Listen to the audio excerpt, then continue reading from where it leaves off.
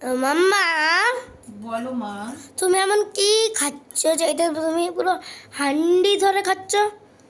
হান্ডি ধরে খাচ্ছি মানে? কালকে পায়েস বানিয়েছিলাম, হুম পায়েসটা তো খতম হয়ে গেছে।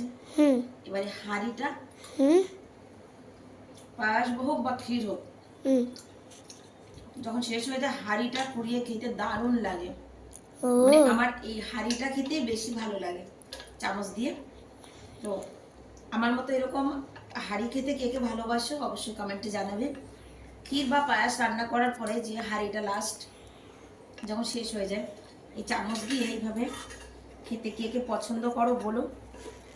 আমার বাড়িতে যে আগে আলাপিয়ে কাজে আসতো জানো তো, ক্ষীর পায়েস বানালেই বলতো মাসি হাঁড়ি কিন্তু আমার, মানে হাঁড়িটা ওকে দিতে হবে। হাঁড়িটা খেতে কিন্তু আমারও ভালো লাগে, বেশ সময় নিয়ে বসে বসে খাবো। আমার মতো কার কার ভালো লাগে গো।